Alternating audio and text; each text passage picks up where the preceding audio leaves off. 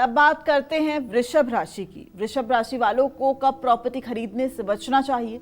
साल 2026 में वृषभ राशि वालों को कब प्रॉपर्टी का सुख मिलेगा और इनको किस महीने प्रॉपर्टी को लेकर संभलना चाहिए, आइए जानते हैं। वृषभ राशि और वृषभ लग्न के जातकों के प्रॉपर्टी का सुख का मूल्यांकन करने के लिए सूर्य ग्रह का मूल्यांकन बहुत आवश्यक होता है। सूर्य ग्रह की स्थिति और सूर्य ग्रह का बलाबल विचार करके वृषभ राशि के और वृषभ लग्न के जातकों के बारे में प्रॉपर्टी की भविष्यवाणी की जा सकती है। और यदि ये विचार करके भविष्यवाणी की जाएगी तो ऐसे भविष्यवक्ता की वाणी कभी निष्फल नहीं होगी। साल 2026 वृषभ राशि वालों को घर खरीदने या प्रॉपर्टी में निवेश करने के लिए औसत रहने वाला है। 5 दिसंबर 2026 तक राहु केतु का प्रभाव आपके चौथे भाव पर रहेगा। राहु केतु के कारण संपत्ति या वाहन से जुड़ी मुश्किलों का सामना करना पड़ सकता है। घर खरीदने के लिए आपको ज़्यादा मेहनत करनी पड़ सकती है। संपत्ति खरीद भी ली तो कुछ रुकावट या विवाद होने की संभावना है। 2026 में ग्रह स्थिति संपत्ति सुख में कुछ बाधाएं आने की ओर इशारा कर रही हैं। धैर्य रखें और सही समय पर सही फैसला लेने से लाभ मिलेगा। पैतृक संपत्ति से जुड़े मामले सूझबूझ से हल हो सकते हैं। हालांकि साल 2026 में पैतृक संपत्ति मिलने की संभावना बन रही है।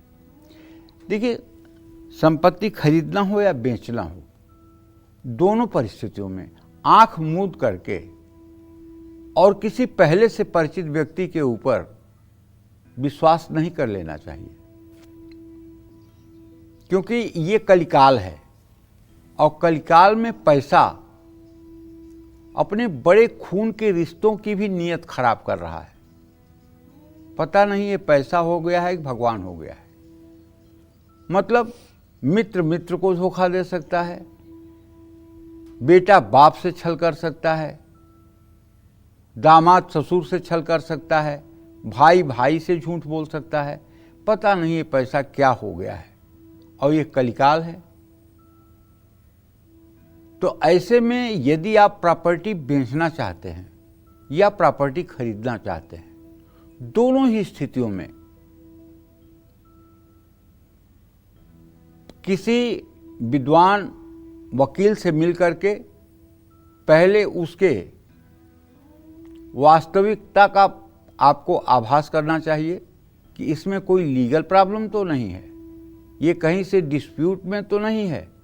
अगर ये बात पता चल जाए और आपको भले ही लोन न लेना हो, लेकिन एक झूठ मूठ का लोन भी अप्लाई करना चाहिए, क्योंकि बैंक में जो लोन के सर्वेयर होते हैं, लीगल एडवाइज़र होते हैं, वो कोई लोन देने के पहले ज़मीन का पूरा जांच पड़ताल करते हैं। यदि लोन के लिए सिग्नल हाँ मिल रहा है तो इसका मतलब कि प्रॉपर्टी लेने के योग्य है। तो ऐसे में संपत्ति पर कुछ अगर विवाद है तो कुछ लोगों के पक्ष में फैसला भी आ सकता है। साल 2026 के पहले 6 महीने में संपत्ति से जुड़े काम करने के लिए समय ठीक नहीं दिख रहा है, क्योंकि ये राहु केतु आपको कहीं न कहीं से नुकसान कर सकते हैं। संपत्ति बेचना चाहते हैं तो साल का दूसरा भाग जून के बाद का समय अच्छा होगा। 2026 में वृषभ राशि वाले विवादित संपत्ति से बचें। साझेदारी में भी संपत्ति खरीदने की गलती न करें।